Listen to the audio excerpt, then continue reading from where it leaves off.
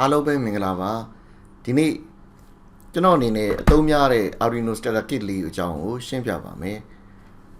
အဲ့ kit လေးကိုတော့ Key Studio ကနေပြီးတော့တီထွင်ထုတ်လုပ်ထားတာဖြစ်ပါတယ်အဲ့တော့ kit လေးရဲ့နာမည်ကတော့သူကုတ်က KS0077 ဖြစ်ပါတယ် Super Learning Kit for Arduino လို့ခေါ်ပါတယ်အဲ့တော့ဒီ kit လေးကိုကျွန်တော်တို့မြန်မာပြည်မှာဝယ်ရတာအဆင်ပြေပါတယ်ဒါကြောင့်မလို့ဒီ kit လေးနဲ့ပဲသုံးပြီးတော့ဒီ Arduino ကို study လုပ်ကြတာပုံများပါတယ်ဒီ address လေးကတော်တော်အသုံးဝင်ပါတယ်ဒီ kit လေးကိုကျွန်တော်တို့အသေးစိတ်ရှင်းပြထားတယ်ဒီရှင်းလင်းချက်တွေ source code တွေပါဒီစာမျက်နှာကနေပြီးတော့တွားကြည့်နိုင်ပါတယ်ကျွန်တော်အကြံဉာဏ်ရှင်းပြပေးပါမယ်ပထမဆုံးပါဝင်တဲ့ပစ္စည်းစိတ်ပိုင်းလေးတွေကိုပြောပြပါမယ်အဲ့တော့ပုံမှန်မြင်ရတဲ့အတိုင်းပဲအပြာရောင်အနီရောင်အဝါရောင် LED လေးတွေပါပါတယ်အားလုံးစီပါပါတယ်အရောင်၃မျိုးရောဆက်ပြီးတော့အသုံးပြုလို့ရတဲ့ RGB LED တစ်လုံးပါပါတယ်220 ohm 10 kilo ohm နဲ့1 kilo ohm resistor လေးတွေပါပါတယ်220 ohm ကတော့ဒီအပေါ်က LED တွေထွန်းဖို့အတွက်အဓိကလိုအပ်တာဖြစ်ပါတယ်နောက်ဒီကောင်ကတော့10 kilo ohm potentiometer ဖြစ်ပါတယ်ဒီ potentiometer ဆိုတာတကယ်တော့0 ohm ကနေပြီးတော့10 kilo ohm ကြားတွေက value တွေကိုချိန်ညှိပြီးတော့ပြောင်းလဲလို့ရတဲ့ကောင်လေးဖြစ်ပါတယ်သူ့ကိုအတူကောက် POD လို့ခေါ်ပါတယ်ပေါ့လို့ခေါ်ပါတယ်အလန်းပေးဖို့အချက်ပေးဖို့အတွက်ဆိုလို့ရှိရင်ဒီ6နဲ့10မှာပါတဲ့ဘဇာတွေကိုအသုံးပြုနိုင်ပါတယ်ဒီဘဇာ2မျိုးရှိပါတယ်အပေါ်ကနေပြီးတော့စာရွက်လေးပါတဲ့အမျိုးအစားနဲ့မပါတဲ့အမျိုးအစားဆိုပြီး2မျိုးရှိပါတယ်စာရွက်လေးပါတဲ့အမျိုးအစားကသူ့ထဲမှာလိုတဲ့အတန်မြည်နိုင်တဲ့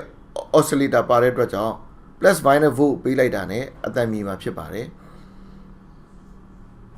ဒီ passive buzzer အောက်မှာပြထားတဲ့စာရွက်မပါတဲ့အမျိုးအစားကိုတော့အတန်မြည်ဖို့အတွက်ဆိုရင်သူ့ကို program နဲ့ရေးသားပေးရမှာဖြစ်ပါတယ်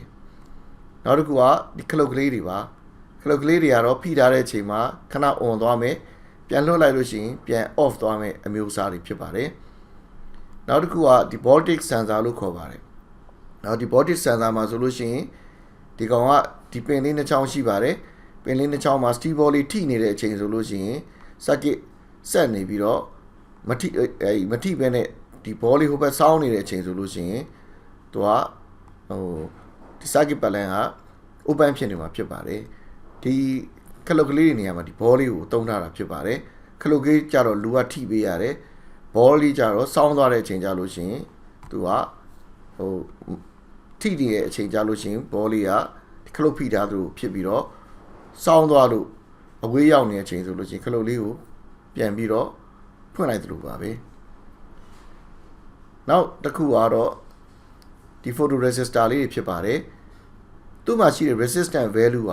အလင်းရောင်ပေါ်မူတည်ပြီးတော့အနည်းများဖြစ်ပါတယ်ဒါကိုသုံးပြီးတော့အလင်းကိုတိုင်းမဲ့ sensor အနေနဲ့အသုံးပြုထားတာဖြစ်ပါတယ်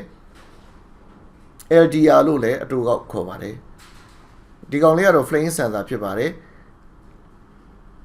မီးတောက်ကိုတွေးလို့ရှိရင်အချက်ပေးနိုင်တဲ့ sensor မျိုးစားဖြစ်ပါတယ်နောက်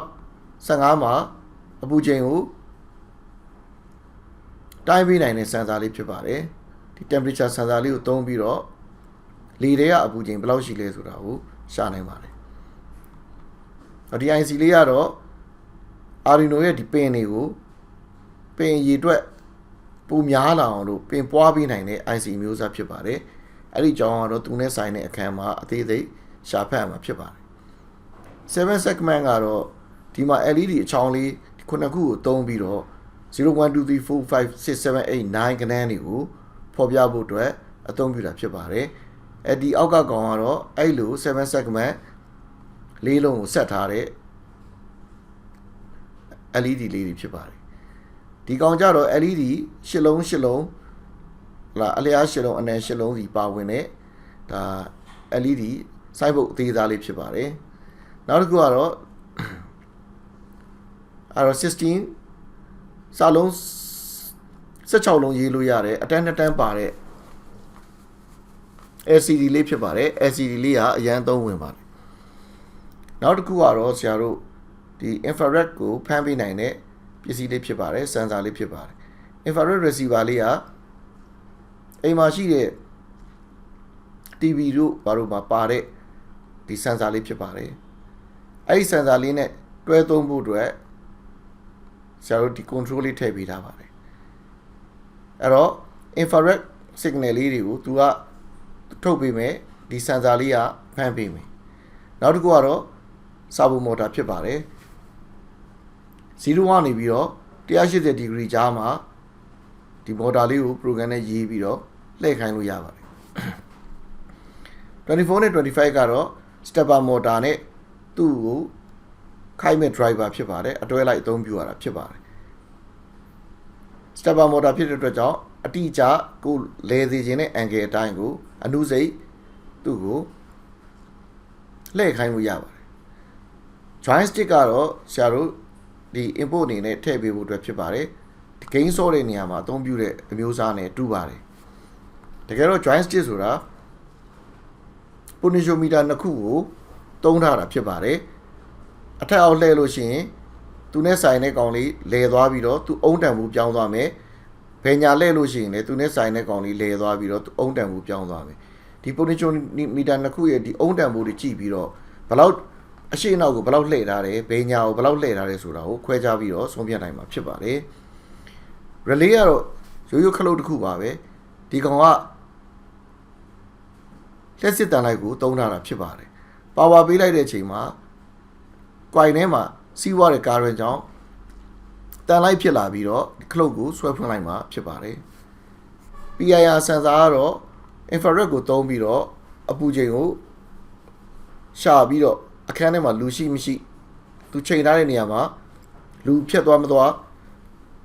sense ပြုတ်လုပ်ပေးနိုင်မှာဖြစ်ပါတယ်ဒီ gas sensor လေးကတော့ဒီလေထဲမှာရှိနေတဲ့အရာတွေကိုသူကဒီလေရဲ့အရေးသွေးကိုစစ်ဆေးနိုင်မှာဖြစ်ပါတယ်နောက်ဒီကောင်က accelerometer ဖြစ်ပါတယ် acceleration ကိုရှာပြီးနိုင်ပါတယ်အဲ့တော့ဖုန်းတွေမှာတချို့ game တွေမှာဆိုလို့ရှိရင်ဖုန်းလေးကိုစောင်းပြီးတော့ဆော့ရတဲ့ဒီ game မျိုးသားရှိပါတယ်ဖုန်းကိုဘယ်ဘက်စောင်းလိုက်လို့ရှိရင်လေမြန်ဆိုရင်ဘယ်ကိုစောင်းသွားမယ်ညာကိုစောင်းလိုက်လို့ရှိရင်လည်းလေမြန်ညာကိုစောင်းသွားမယ်အဲ့လိုသိတာဒီ sensor တွေကြောင့်ဖြစ်ပါတယ်နောက်တစ်ခုကတော့ ultrasonic sensor ဖြစ်ပါတယ်ဒီ speaker ပုံစံလေးတစ်ခုကနေပြီးတော့အတန်လိုင်းတွေလွှင့်ထုတ်ပေးမယ်ပြီးရင်ပြန်ဖမ်းမယ်အဲ့တော့အရာဝတ္ထုတွေကိုထိပြီးပြန်လာတဲ့ကြာချိန်ကိုတိုင်းလိုက်လို့ရှိရင်သူ့ရဲ့အကွာအဝေးကိုတင်ချာနည်းနဲ့ရှာနိုင်မှာဖြစ်ပါတယ်ဒီ clock module လေးကတော့ Arduino မှာအချိန်ကိုသိဖို့အတွက်အသုံးပြုတာဖြစ်ပါတယ် DHT11 ကတော့အပူချိန်နဲ့ဆိုတိုင်းစာကိုရှာဖို့အတွက်သုံးတဲ့ sensor အမျိုးအစားဖြစ်ပါတယ် soil humidity sensor ကတော့ဒီမြေကြီးထဲမှာဆိုတိုင်းစာဘယ်လောက်ကျန်နေသေးလဲဆိုတာကိုတိုင်းတာဖို့အတွက်အသုံးပြုပါတယ်အထူးသဖြင့်အပင်တွေရေလောင်းတင်မလောင်းတင်ဆုံးဖြတ်ဖို့အတွက်သူ့ကိုအသုံးပြုပါတယ် RC522 ကတော့ smart card ကိုဖတ်ပေးတဲ့ sensor မျိုးဖြစ်ပါတယ်သူဖတ်မဲ့ smart card လေးတွေအောက်မှာပြထားပါတယ်တချို့ hotel တွေမှာဒီလို smart card လေးတွေသုံးပြီးတော့အဝင်ထွက်ခွင့်ပြုလုပ်ထားတာလေးရှိပါတယ်ဒါတွေကတော့ဒီလိုအပ်တဲ့နေရာမှာသုံးဖို့အတွက်ဒီ pin head လေးတွေဖြစ်ပါတယ်ခဲစော်ပြီးတော့အသုံးပြုမှာဖြစ်ပါတယ်ကိုလိုအပ်တဲ့လောက်ပင်ကိုချိုးပြီးတော့ breadboard ကတော့ဒီပေါ်မှာဆရာတို့ဒီ LED လေးတွေစိုက်မယ်ပစ္စည်းလေးတွေစိုက်ပြီးတော့သုံးရမှာဖြစ်ပါတယ်နောက်တစ်ခုကအဲ့ဒီ breadboard ပေါ်မှာစိုက်ဖို့အတွက်ဒီကြိုးလေးတွေသူ့မှာထည့်သွင်းပေးထားပါတယ်နောက်ပြီးတော့သူ့ external ရဲ့ power supply ပေးနိုင်ဖို့အတွက်ဆိုရင်ဒီ holder ထဲမှာရိုးရိုး AA battery လေးတွေထည့်ပြီးတော့အသုံးပြုနိုင်ပါတယ်ကွန်ပျူတာနဲ့ချိတ်ဖို့အတွက်ဆိုရင် USB ကြိုးတွေပါပါတယ်အဲ့တော့ဒီအောက်ထဲမှာဆိုလို့ရှိရင် software တွေဘယ်လို down ရမလဲဟလာ Arduino ရဲ့အကြောင်းသူ့ရဲ့ specification တွေပြီးလို့ရှိရင်သူ့ driver installation ဘယ်လိုလုပ်ရမလဲဆိုတဲ့အကြောင်းတွေအကုန်ရေးပေးထားပါတယ်အသေးစိတ်ပါပါတယ် driver error ဖြစ်ရင်ဘယ်လိုရှင်းရမလဲဆိုတာအစဒီထဲမှာရေးထားပါတယ်နောက်ပြီး Arduino software ကိုဘယ်လိုရယူရမလဲဘယ်လိုအသုံးပြုရမလဲဒီမှာဆိုရင် Arduino ဒီ board အမျိုးအစားကိုဘယ်လိုရွေးရမလဲကွန်ပျူတာနဲ့ချိန်ထားတဲ့ဒီ board အမျိုးအစားကိုမှန်အောင်ရွေးပေးရမယ်ဒါမှသာလျှင် program ကိုရေးထည့်လို့ရမှာဖြစ်ပါတယ်အဲ့တော့ software အသုံးပြုပုံအသုံးပြုနည်းတွေကိုဖော်ပြထားတာဖြစ်ပါတယ်ဒီမှာဆိုရင်နောက်တစ်ခုကသုံးထားတဲ့ hardware တွေအတွက်လိုအပ်တဲ့ library file တွေကိုတခါတည်းထည့်ပေးထားတာရှိပါတယ်အဲ့ဒီ file တွေကိုဒီနေရာကနေပြီးတော့တွားယူလို့ရပါတယ်ယူပြီးရင်ဘယ်လို install လုပ်ရမလဲဆိုတော့ဒီမှာအသေးစိတ်ပြောထားပါတယ်ဒီထဲမှာအသေးစိတ်ပြောထားပါတယ်အဲ့တော့ဒီမှာဆိုရင် LED လေးကနေစပြီးတော့ theory ဘိုင်းရှင်းပြတယ်ပြီးသွားလို့ရှိရင်ဆရာတို့အသုံးပြုပုံပြုနည်းတွေ program ရေးသားနည်းတွေ wiring ဆက်သွယ်နည်းတွေအသေးစိတ်ပါပါတယ် source code တွေလည်းပါပါတယ်အဲ့တော့ဒီ module လေးနဲ့ဒီ starter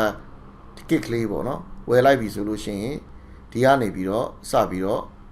study လုပ်လို့ရပါပြီဒီပစ္စည်းလေးတွေနဲ့တွဲပြီးတော့သွားမယ်ဆိုလို့ရှိရင်အဆင်ပြေမှာဖြစ်ပါတယ်အဲ့တော့ဆရာတို့အရင်တော့ပြောခဲ့တဲ့ဒီ Autodesk ကထုတ်တဲ့တင်ကာကတ်လေးကိုသုံးပြီးတော့ဒီမှာ simulation စမ်းသပ်မယ်စမ်းသပ်ပြီးတဲ့ simulation တွေကိုအဆင်ပြေသွားပြီဆိုလို့ရှိရင်ဒီ super learning kit သုံးပြီးတော့အပြင်မှာတကယ် physically စမ်းကြည့်မယ်ဒီနည်းနဲ့ Arduino ကိုစလို့ရပါတယ်အားလုံးအဆင်ပြေကြမယ်လို့ထင်ပါတယ်အားလုံးထူးချွန်ကြပါသည်ကိုတက်တဲ့ပညာကိုသုံးပြီးတော့ကိုတိုင်းပြည်အကျိုးကိုဆောင်ရွက်နိုင်ကြပါသည်အားလုံးကျန်းမာချမ်းသာကြပါသည်အားလုံးကိုကျေးဇူးတင်ပါတယ်